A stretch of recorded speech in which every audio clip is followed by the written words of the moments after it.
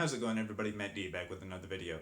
When you bring your own phone to a wireless service other than the one your phone was sold on, you'll usually have to get your phone unlocked in order for it to work on that second wireless service. In this video, I'm going to talk about the advantages of having a phone that's unlocked, what you would need to do to get your phone unlocked to work on another service, some settings that you might have to configure once you've moved your phone number to another service, and finally, I'm going to talk about where to purchase an unlocked smartphone. Now, the purpose of this video is not to show you how to unlock a phone or to encourage you to switch to a particular wireless service, but just to simply explain what it means to have a phone that is unlocked. Now, my iPhone right here is locked to AT&T, meaning if I were to put my T-Mobile SIM card in this phone right now, the phone will refuse that SIM card and I won't be able to do anything that requires cellular service. Whereas my OnePlus X right here is unlocked, allowing me to use almost whatever SIM card I want that runs off of a GSM-based wireless network. If you want to bring your own phone from one mobile operator to another, switching carriers is a relatively straightforward process if you have an unlocked GSM phone. More on that in a moment. If you have a phone from a network that relies on Qualcomm's CDMA technology, like Verizon or Sprint for those of you in the United States, unfortunately you won't have very many mobile operators to choose from if you want to bring your own device. For more information on understanding the differences between GSM and CDMA, watch my first Wireless Basics video where I talk about the two technologies in detail. If you need a phone while traveling internationally, here's some things to consider. One option you have is to get an unlocked GSM phone. An overwhelming majority of the world's wireless carriers use GSM technology. Once you have an unlocked phone, I recommend researching what wireless carriers service your destination.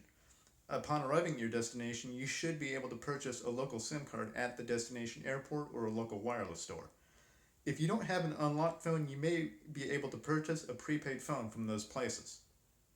Your existing carrier may also offer international roaming packages to use with your existing device, although they're usually fairly expensive. For example, I have a Droid Incredible 2 from Verizon that came with a Vodafone global roaming SIM for use in Europe. For those of you who are traveling to the United States from another country, I might recommend stopping by one of America's big box stores and purchasing a prepaid SIM card as well as an airtime pin. When you bring your own phone to another wireless carrier, typically MVNOs like TracFone, Straight Talk, and Net10, you'll usually have to reconfigure these settings called access point names, or APNs.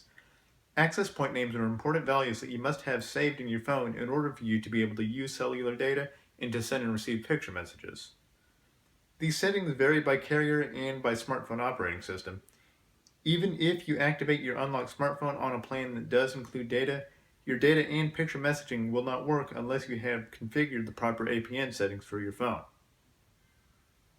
It's important to note that when you unlock a phone and bring that device to a different carrier, doing so will usually negatively affect your data speeds because of the different radio frequencies carriers use for their 2G, 3G, and 4G networks.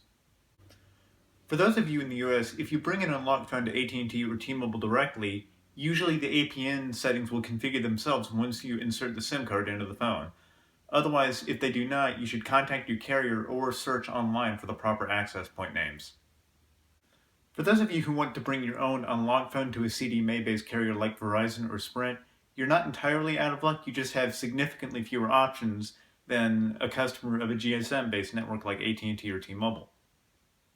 There are a handful of unlocked phones that are compatible with both GSM and CDMA networks such as the Nexus 5X, the Nexus 6P, the Nexus 5 from 2013, as well as the 2015 iPhones and the iPhone 4S. So where can you find a phone that's already unlocked? The best place to search for an unlocked phone is looking on the internet, because when you walk into a brick and mortar store, those places usually have some kind of affiliation with your national carriers. Overall, here's what I hope you learned from this video. If you want to bring your own wireless device to a new mobile operator, you will most likely need an unlocked GSM device that will accept a SIM card. For those of you who are watching this video in the US, AT&T and T-Mobile US are GSM-based wireless carriers. Also, after bringing your GSM phone to a new wireless service, you'll probably have to configure new access point names, even if you have an active data plan. When traveling internationally, you'll have to buy a local SIM card for your unlocked GSM phone. Alternatively, you can buy a prepaid phone at your destination. If you like this video, go ahead and give it a thumbs up down below and subscribe to my channel if you want to see more videos in the future. Thanks for watching, and I'll catch you next time.